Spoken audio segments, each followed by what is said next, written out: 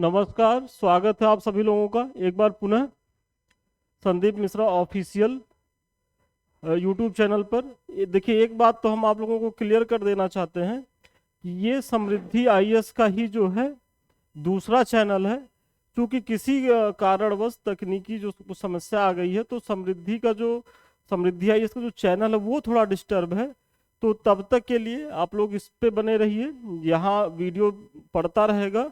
और हमारा उद्देश्य भी इस चैनल को बनाने का यही था कि जो बच्चे हमसे वहाँ जुड़े हुए थे उनका कहीं से कोई नुकसान ना हो। इसीलिए हमारे द्वारा ये प्रयास किया गया है कि अभी आप इस पे बने रहिए, और जैसे ही वो समस्या सॉल्व होती है वहाँ भी हमारा वीडियो आता रहेगा।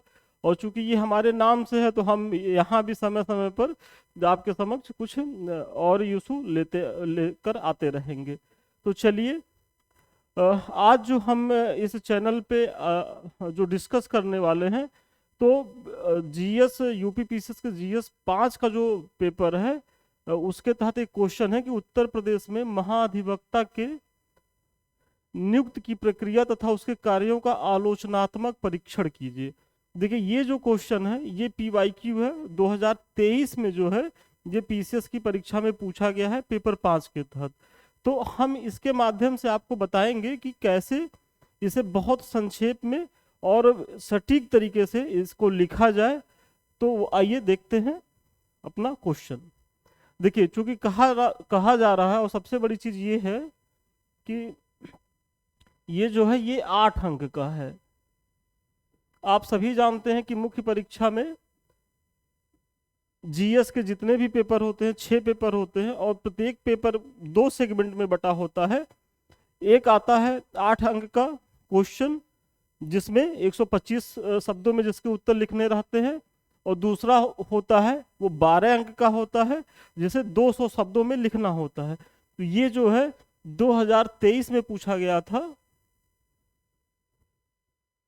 और ये 8 अंक का क्वेश्चन था। तो यानी कि इसे आपको कितने शब्दों में लिखना है? 125 शब्दों में लिखना है।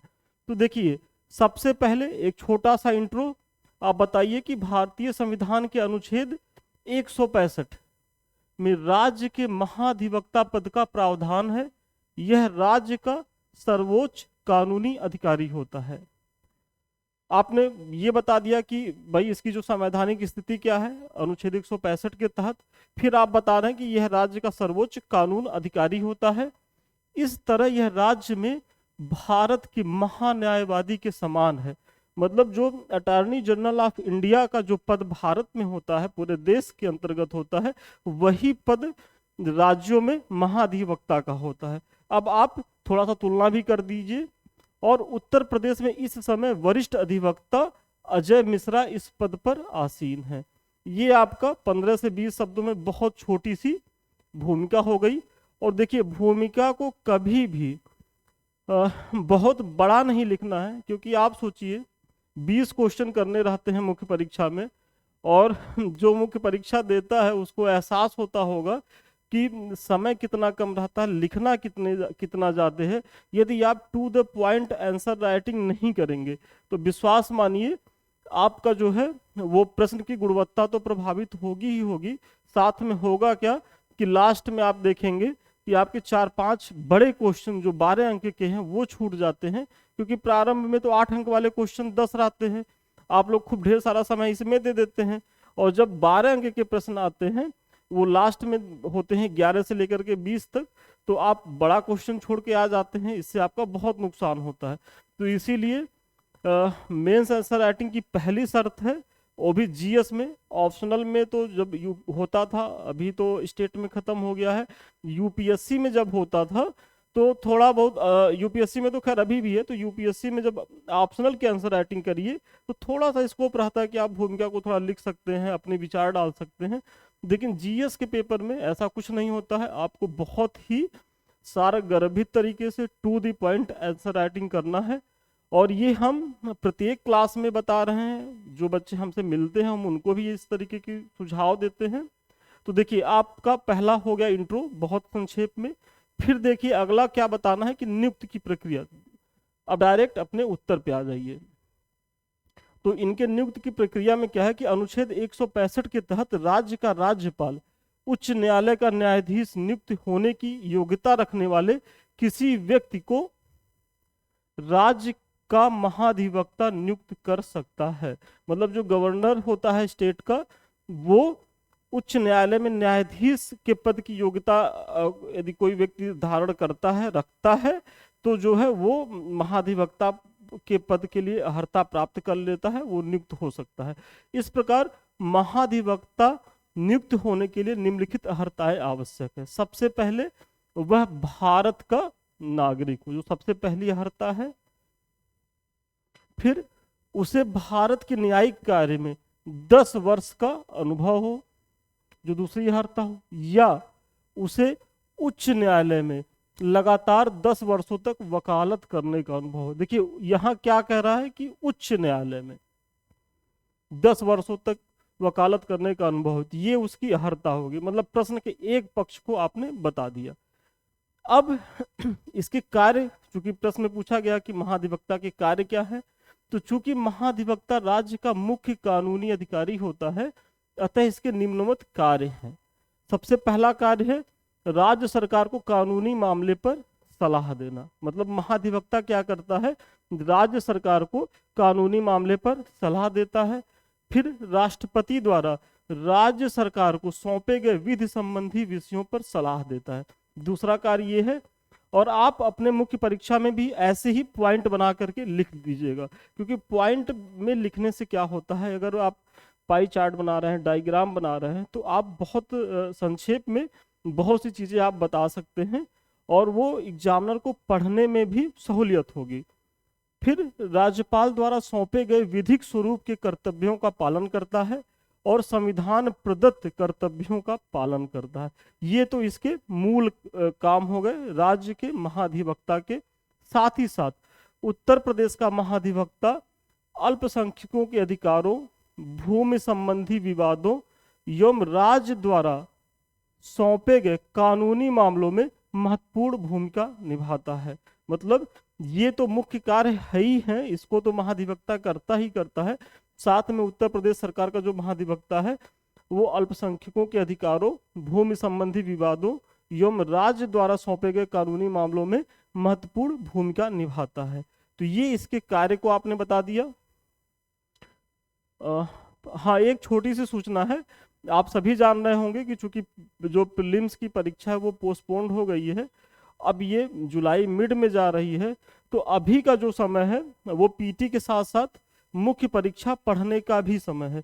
वो क्यों पढ़ने का समय है, क्योंकि आप बताइए कि जब आप पीटी देंगे उसके बाद आपको जो मुख्य परीक्षा होगा कितना समय मिलेगा। उसमें आपको 6 पेपर तैयार करने होंगे जीएस के, उसके बाद एसए होगा, फिर सामान्य हिंदी का पेपर होगा। तो अभी आप बहुत, चूंकि ये दोनों नए पेपर आए हैं, पेपर 5 और पेपर 6, तो हमारी एक सलाह है कि आप सभी अभी इसको तैयार कर लीजिए कायदे से। उसके बाद चूंकि 1, 2, 3, 4 जो पेपर है आप पहले से भी उसके टच में रहे हुए हैं, जो बच्चे पहले से मेंस लिखे हैं उनका एक नोट्स भी तैयार होगा उसको लेकर के। समस्या कहाँ है इस पेपर में, पेपर 5 और पेपर 6 में। और समस्या इसमें इसलिए भी है कि मार्केट में अभी बहुत ज़्यादा इसका मैटर भी उपलब्ध नहीं है, तो इसको तैयार करना बहुत ही अभी कठिन है। तो इसीलिए जो हमारा संस्थान है वो प्रयास कर रहा है कि पेपर 5 और पेपर 6 का जो एक टेस्ट सीरीज है 2 महीने का हम चलाएं, और इसके माध्यम से हम प्रत्येक दिन आपको 2 क्वेश्चन देंगे, प्रत्येक टॉपिक वाइज रहेगा, 2 क्वेश्चन रहेगा। उस 2 क्वेश्चन का हम जो है सेम डे मूल्यांकन कर देंगे, और साथ ही साथ उसी दिन आपको हम उसका मॉडल पेपर भी प्रोवाइड करवा देंगे। तो ये 2 महीने के तहत जो हमारा कार्य होगा कि पेपर 5 और पेपर 6 से संबंधित जितने भी टॉपिक है उससे महत्वपूर्ण क्वेश्चन हम आपको करवा दें, ताकि परीक्षा में आपको काफ़ी हेल्प मिले। तो चलिए ये सूचना समाप्त हुई। अगर आपको इसके बारे में अधिक जानकारी चाहिए तो 7303307507 पे आप कॉल करें, ऑफिस के लोग आपको और बेहतर तरीके से बताएंगे। और अभी चूंकि हमारा टेस्ट पेपर चल रहा है, तो आपको अगर डेमो देखना हो तो आप वहां से टेस्ट पेपर ले भी लीजिएगा, आप उसका भी अवलोकन कर सकते हैं। चलिए, अब चूंकि प्रश्न के एक पक्ष को तो आपने बता दिया, लेकिन इसमें क्या कहा गया कि महाधिवक्ता की जो भूमिका है उसका जो है आलोचनात्मक परीक्षण करना है। और प्रश्न में ये जो पुछल्ले शब्द हैं इनका बहुत ध्यान रखिएगा, क्योंकि अगर आप ये चीज नहीं बताए, आलोचनात्मक परीक्षण आपने नहीं किया, तो विश्वास मानिए आपको लगेगा कि हम तो उत्तर लिख के आ गए, और जब आपकी मार्कशीट आएगी तो आपको बहुत कम नंबर मिलता है, तो आप लोगों को लगता है कि अरे ये कैसे हो गया। तो वो ऐसे ही हो जाता है, क्योंकि प्रश्न की डिमांड कुछ और थी, आप लिख के कुछ और आ गए। तो चूंकि अब आलोचनात्मक परीक्षण करना है, तो आइए इस पे देखते हैं। तो इस प्रकार कहा जा सकता है कि महाधिवक्ता की भूमिका राज्य की कानूनी प्रक्रिया में बहुआयामी है, किंतु इसकी कुछ सीमाएं हैं। सीमाएं हैं जैसे नियुक्ति प्रक्रिया का राजनीतिकरण, मतलब जो इसकी नियुक्ति की जो प्रक्रिया है उसमें भी एक तरीके से कहीं न कहीं राजनीति हावी है। और इसका एक ज्वलंत उदाहरण है जो एक्स हमारे महाधिवक्ता रहे हैं पहले, राघवेंद्र सिंह जी, इनकी नियुक्ति को लेकर के मतलब तत्कालीन सरकार पे, और वर्तमान भी यही सरकार है, योगी जी की सरकार, उस पर बहुत आरोप लगे थे कि इन्होंने अपने चहेते को बैठाने का प्रयास किया। फिर महाधिवक्ता द्वारा कार्यों का निर्वहन निष्पक्ष ढंग से नहीं करना, चूंकि आपने देखा है कि महाधिवक्ता का जो कार्य होता है वो कितना महत्वपूर्ण होता है, चूंकि ये राज्य का सर्वोच्च विधिक अधिकारी होता है, कानून अधिकारी होता है, तो इसका तो रियल में काम राज्य को रिप्रेजेंट करना है। लेकिन आप अक्सर देख रहे होते हैं, चाहे वो अटॉर्नी जनरल ऑफ इंडिया के संदर्भ में या मतलब सारी स्टेट के जो महाधिवक्ता के संदर्भ में, वो व्यक्ति विशेष की भी पैरवी करते नजर आते हैं, और कुछ ऐसे इशूज पे भी वो पैरवी करते हैं जिसे हम आपको भी लगता है कि ये कहीं न कहीं एक तरीके से दबाव में काम कर रहे हैं, निष्पक्ष होकर काम नहीं कर रहे हैं, और ये वाकई में इनका काम नहीं है। तो ये दूसरा मैटर हो गया।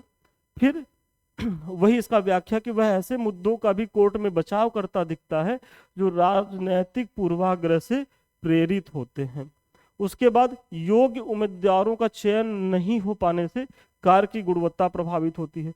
अब बताइए, अगर किसी नियुक्ति में इतना ज्यादा अगर राजनीति हावी हो जाएगा, तो जाहिर सी बात है जो योग्य उम्मीदवार हैं वो जो है चयन प्रक्रिया में नहीं आ पाएंगे, उनकी नियुक्ति नहीं हो पाएंगी।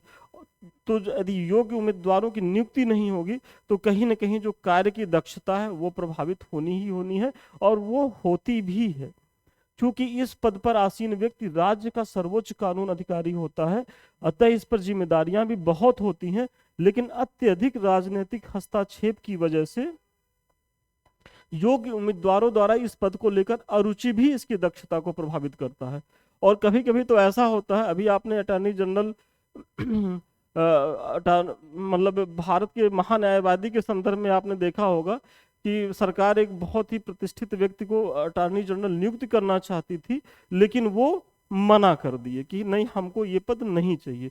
सोचिए, इतना बड़ा पद, फिर भी लोग मना कर रहे हैं। क्यों मना कर रहे हैं? वही अनावश्यक राजनीतिक हस्तक्षेप, दबाव, और लोगों को लगता है कि हम यहाँ जाएंगे तो निष्पक्ष तरीके से काम नहीं कर पाएंगे, और जो हमारी साफ सुथरी एक छवि है वो प्रभावित होगी। तो कहीं न कहीं जो अटॉर्नी जनरल ऑफ इंडिया है या राज्य का महाधिवक्ता है वो इन परेशानियों से जूझता है। लेकिन क्या ये परेशानियां ही हैं? ऐसा नहीं है, वो अपने कर्तव्यों का पालन सकारात्मक तरीके से कर भी रहा है। सीमाएं तो हर जगह होती है, कुछ समस्याएं होती हैं, तो जो निष्कर्ष आपका होगा वो सकारात्मक होगा। तो इसलिए निष्कर्ष में आप दीजिए कि इस प्रकार कहा जा सकता है कि उत्तर प्रदेश का महाधिवक्ता अपने पद से संबंधित दायित्वों का निर्वहन कुछ सीमाओं के बावजूद भी भली भांति कर रहा है। देखिए, आंसर राइटिंग में ये बहुत ध्यान है कि अब आपको आलोचनात्मक परीक्षण करने को कह दिया तो ऐसा ना हो कि आप महाधिवक्ता की कमियों को ही लेकर के कि अरे बेकार है, ऐसा पद को समाप्त कर देना चाहिए, एक काम बढ़िया नहीं कर रहा है, तो ऐसे स्टेटमेंट नहीं देना है, क्योंकि ये संवैधानिक पद है, सरकार के द्वारा ही मतलब ये नियुक्त किया जाता है, और आप उसी गवर्नमेंट का हिस्सा बनने जा रहे हैं। तो आपको इतना ज़्यादा बायस्ड होकर के कोई जवाब नहीं लिखना, उत्तर नहीं लिखना है। आपकी उत्तर में, निष्कर्ष में इस तरीके की सकारात्मकता होनी चाहिए। और है भी, ऐसा नहीं है कि अगर महाधिवक्ता अपने कार्यकाल में 10 काम अच्छे कर रहा है, अगर 1-2 काम उससे गलत हो भी जा रहे हैं तो उसके 10 काम को भी अप्रिशिएट करने की जरूरत है। तो वही इसमें कहा जा रहा है, हालांकि इन सीमाओं को दूर करके इसे वास्तविक स्वरूप प्रदान करने की आवश्यकता है। मतलब जो कमियां हैं वो दूर भी होना चाहिए, ताकि जो इसका वास्तविक स्वरूप है जिसके लिए यह नियुक्त किया जाता है, उन कर्तव्यों का ये पालन बहुत अच्छी तरीके से कर सके, भली भांति कर सके। तो देखिए बहुत संक्षेप में लिखना है, एक बार हम आपको फिर से दिखा दे रहे हैं। देखिए आपने यहाँ इसको दिखा दिया एक स्लाइड में, फिर दूसरे, और ये चीजें हो गई, आलोचना परीक्षण हो गया, और फिर जो है निष्कर्ष हो गया। मतलब बहुत ज्यादा ये नहीं है कि आप बहुत बढ़ा चढ़ा के लिखें। और मुख्य परीक्षा में होता क्या है कि आयोग वाले कॉपी भी आपको पर्याप्त देते हैं, पेज खूब रहता है, तो आपको आप लालच में आ जाते हैं, पेज भरने के चक्कर में आ जाते हैं। तो ऐसा भी नहीं करना है।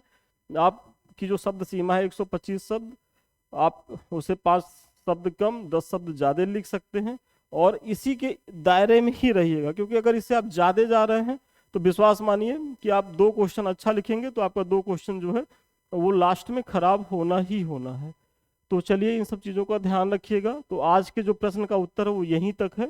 साथ ही साथ कुछ महत्वपूर्ण चीज़ें देख लीजिए, इसके बारे में तो मैंने आपको बता ही दिया है। अधिक जानकारी के लिए आप इस नंबर पर संपर्क कर सकते हैं।